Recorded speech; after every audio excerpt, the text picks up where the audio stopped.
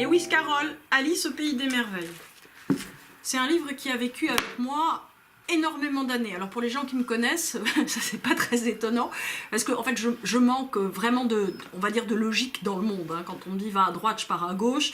Quand on voilà, me dit quelque chose en me disant c'est tout à fait logique, je dis mais je vois pas pourquoi. En fait j'ai l'impression que j'avais un cerveau qui était vraiment fait pour l'astrologie depuis le début, parce que en fait quand on dit par exemple en astrologie qu'une conséquence, enfin pas en astrologie, quand on dit dans la vie normale, réelle, qu'une cause amène des conséquences, ma première réponse c'est pourquoi ? En fait très souvent je ne vois pas le lien obligatoire entre un comportement et des conséquences, et de fait souvent vous vous rendez compte que si vous faites tout un tas de choses, c'est aussi un principe de méditation vipassana, si vous faites des choses pour obtenir un résultat, très souvent vous vous rendrez compte que les choses que vous faites n'aboutissent pas au résultat que vous attendez, ce qui est très embêtant.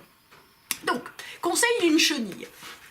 La chenille et Alice se regardèrent un bon moment en silence. C'est normal, si vous voyez une chenille qui est à peu près votre taille, vous n'allez pas lui parler tout de suite. Finalement, la chenille retira son narguilé de sa bouche, parce qu'une bonne chenille est une chenille forcément qui fume tranquillement. Puis demanda d'une voix languissante et endormie. « Qui es-tu » Ce n'était pas un début de conversation très encourageant. Alice répondit d'un ton timide. « Je ne sais pas très bien, madame, du moins pour l'instant. Je sais qui j'étais quand je me suis levée ce matin, mais je crois qu'on a dû me changer plusieurs fois depuis ce moment-là. » Ça suffit. C'est très amusant, effectivement, de voir que ce qu'a fait Lewis Carroll dans Alice au pays des merveilles est une très très bonne préparation en fait à la méditation, est une très bonne préparation à la vie.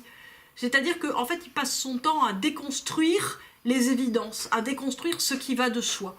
Alice a du bon sens. Alice, elle voit qu'elle a des changements physiques. Bien sûr, c'est un livre pour enfants, si on peut dire, mais en tout cas, c'est un livre qui extravertit ou qui objective des choses qu'on sent de l'intérieur, et donc on les voit. Alice, elle change de taille au début du pays des merveilles, si vous vous en rappelez, si vous l'avez lu, et en fait, effectivement, elle perd le fil rouge de qui elle est, de sa personnalité. Nous aussi, nous perdons le fil rouge de notre personnalité, mais ce qui est très amusant, c'est qu'on perd le fil rouge, mais on voudrait toujours avoir les mêmes réactions, d'avoir la même continuité dans notre façon d'être, et ce n'est pas possible. Donc, en gros, il faudrait vivre, comme le dit Lewis Carroll, c'est-à-dire vous lever le matin sans savoir exactement ce que vous allez être.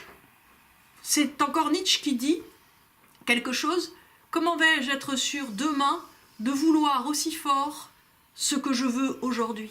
Comment vais-je être sûr de mon moi d'après? Et tout le problème de la promesse est là. Si vous promettez par exemple à quelqu'un de l'aimer toujours, peut-être que demain vous vous réveillerez en aimant vraiment fortement quelqu'un d'autre. Et ça, c'est la grande difficulté de la vie. C'est que nous aimerions avoir une compagnie d'assurance sur le temps. Une compagnie d'assurance, on va dire, sur la continuité de nous-mêmes. Or, cela n'est pas possible, sauf si vous faites quelque chose. Sauf si, au lieu d'essayer de caler des faits et gestes que vous avez, par exemple, vous aimez l'œuf à la coque à 8h moins le quart tous les jours et vous le prenez mi-mollet après avoir bouilli pendant 2 minutes, ça, c'est pas de la continuité. La continuité, c'est de quoi j'ai envie aujourd'hui.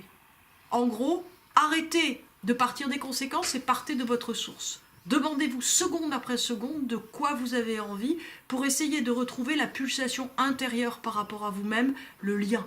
Le lien entre vous et vous-même. Essayez d'accepter de reconstruire votre personnalité chaque jour.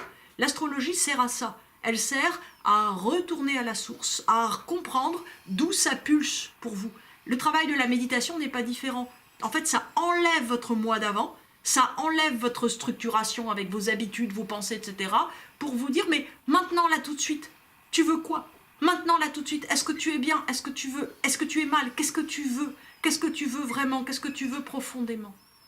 Et donc, ce passage, on va dire, de retour à la source permet d'être en adhérence par rapport à soi, permet, on va dire, de ne jamais être dans le mensonge, mais d'être tout le temps dans cette espèce d'écoute très très profonde à soi-même. Alors, ça comporte un problème, c'est épuisant.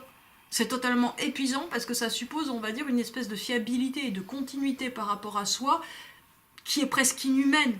Pourquoi c'est presque inhumain? Parce qu'on a tous envie, vous savez, quand il y a un grand changement, on se dit, mais je vais sortir de ma zone de confort. Oui, mais enfin, si vous regardez, vous en sortez normalement 10 fois par jour de votre zone de confort. Sauf que, si vous voulez, votre zone de confort, quand on est fragile, par exemple, c'est très important d'avoir son œuf à la coque à 8h moins le quart, j'en prends pas, je vous rassure.